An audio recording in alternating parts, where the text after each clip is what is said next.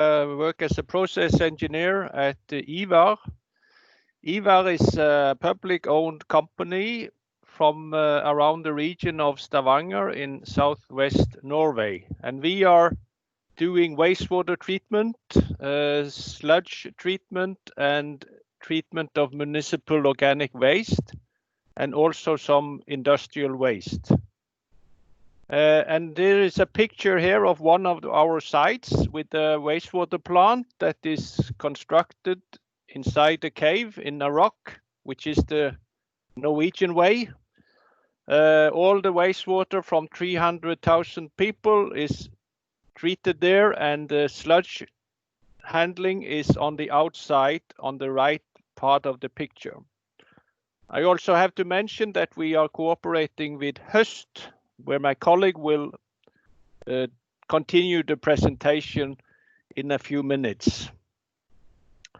We are then having this project as a recycling or resource recovery project.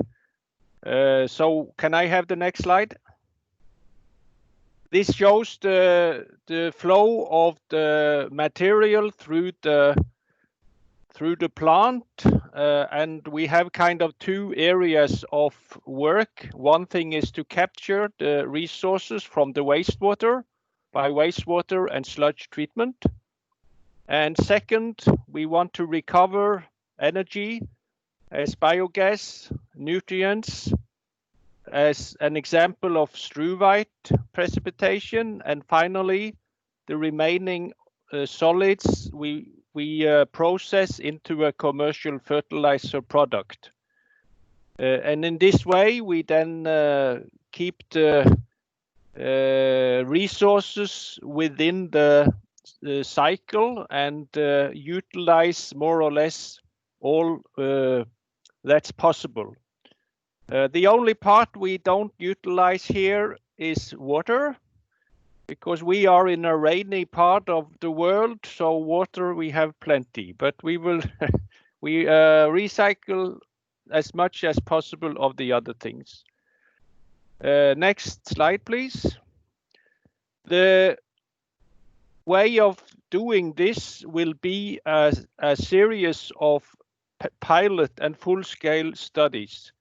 We already have done studies independently of this project in laboratory and in cooperation with local universities in order to investigate what is the most appropriate way of doing this in full scale.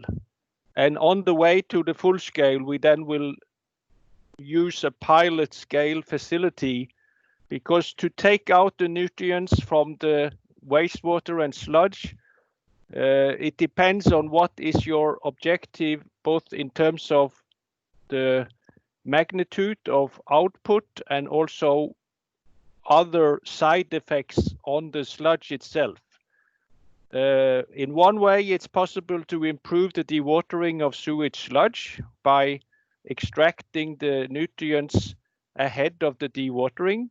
So we are looking for not only to recover the resources, but also then to improve the processes within the plant. So in that case, we are kind of trying to pick the processes that gives us the most benefits.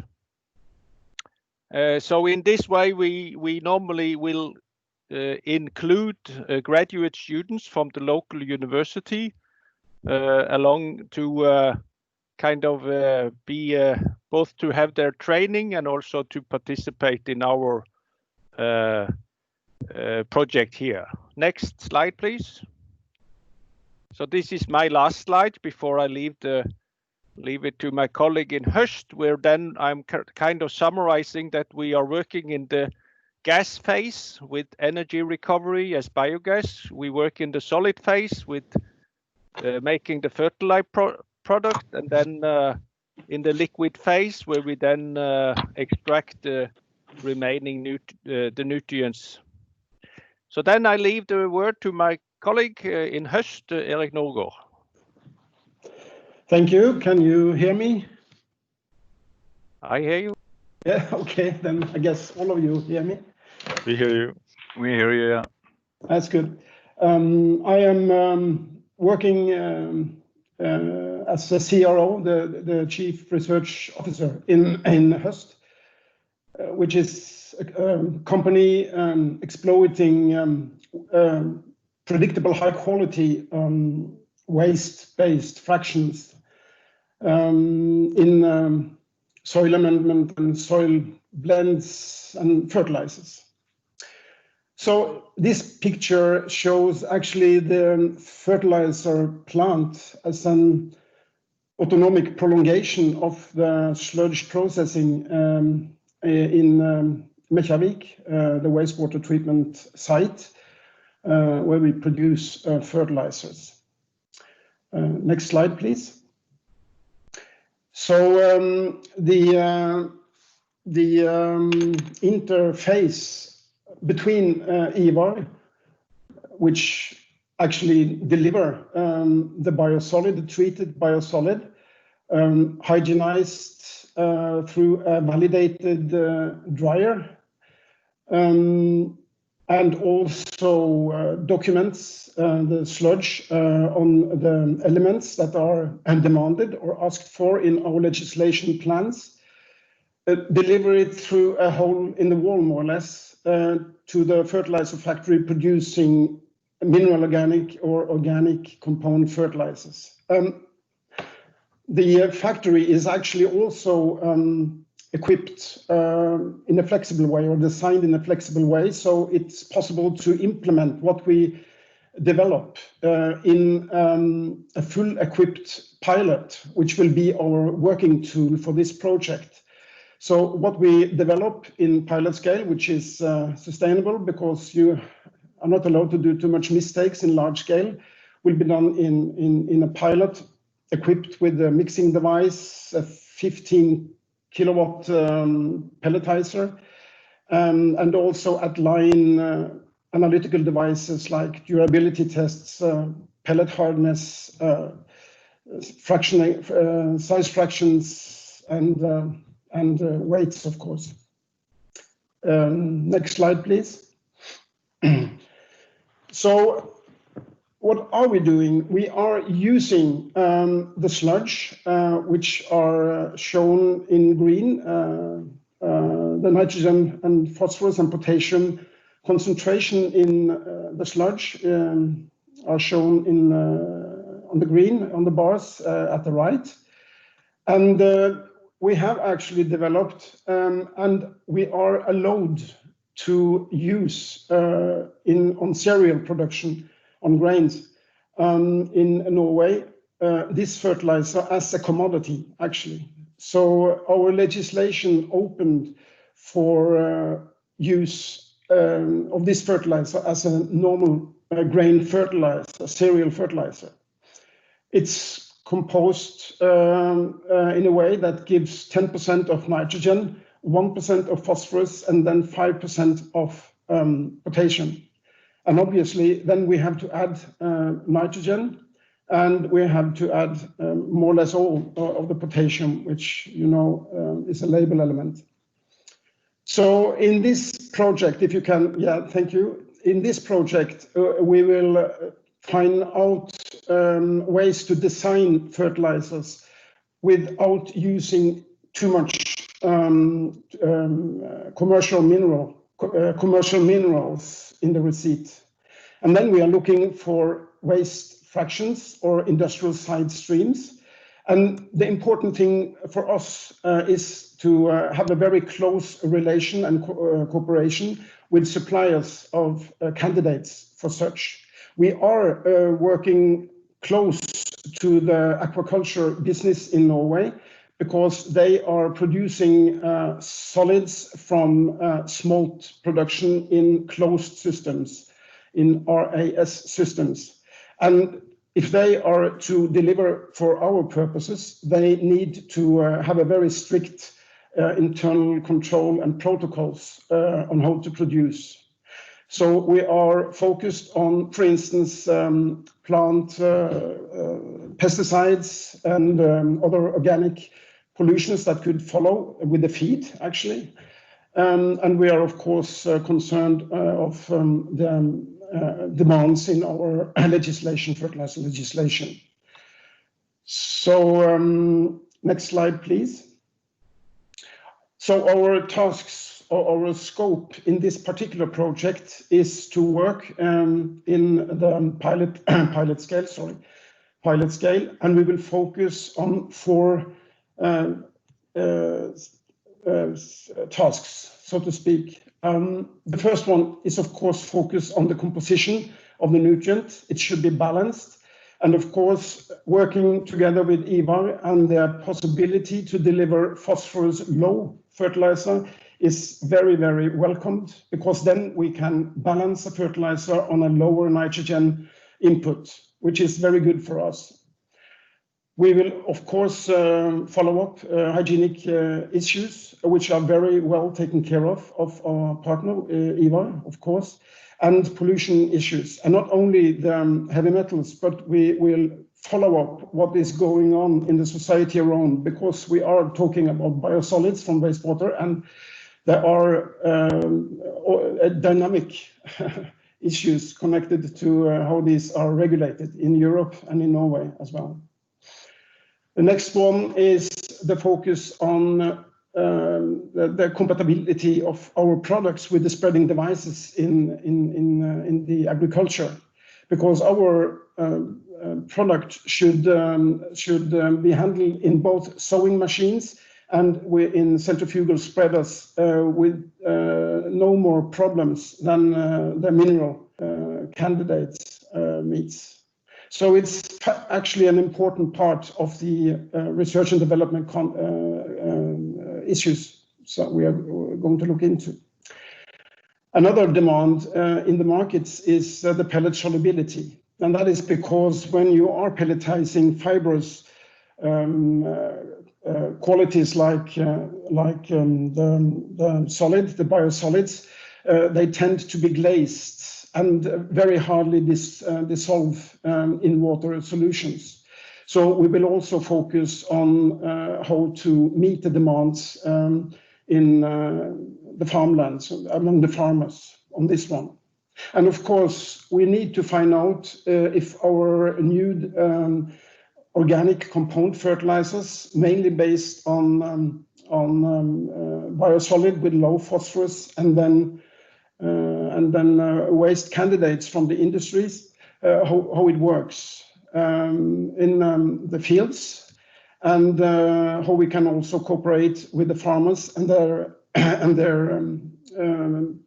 experts around them, putting up fertilizing plants. And at last, of course, the correlation between the work package, our case, and the work packages mentioned before in this launch meeting. I think it's the last one from our side.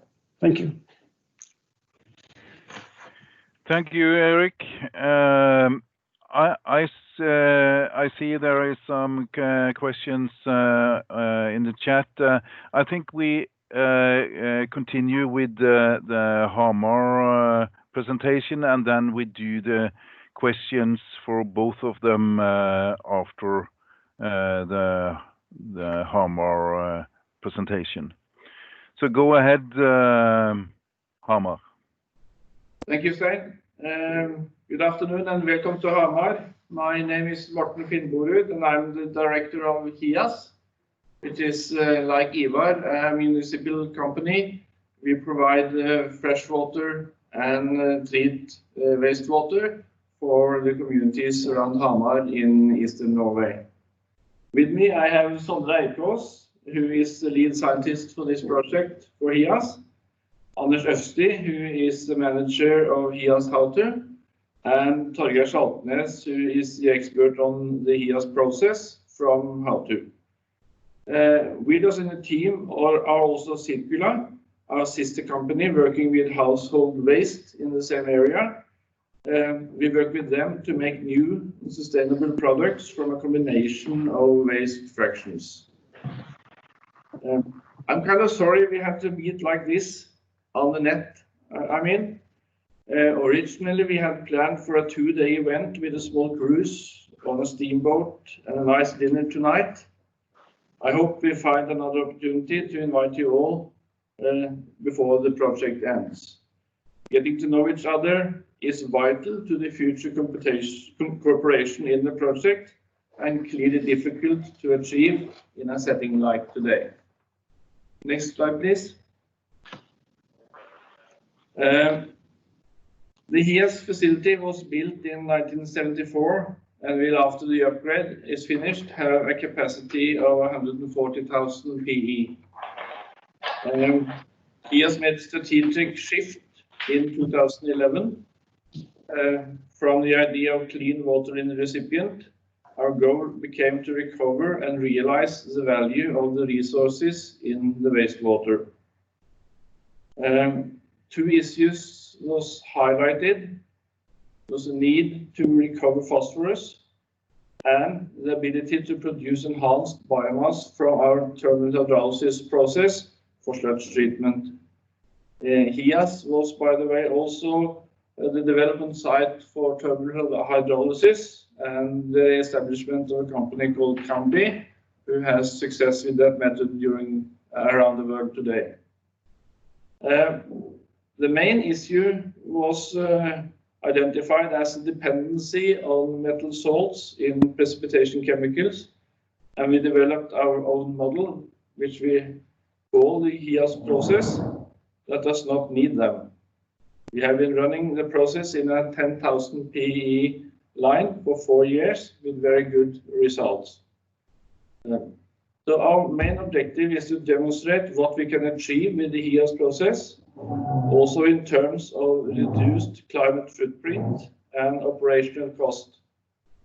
The ability to operate without precipitation chemicals have a great impact on these important factors, much higher than variations in energy consumptions, for instance.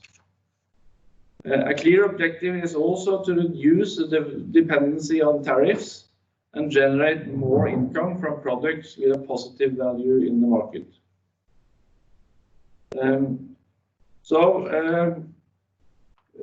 What will we demonstrate then? We are in the middle of rebuilding our own facility to the new process. This will be completed during 2021 and include a struvite reactor for the recovery of phosphorus as well.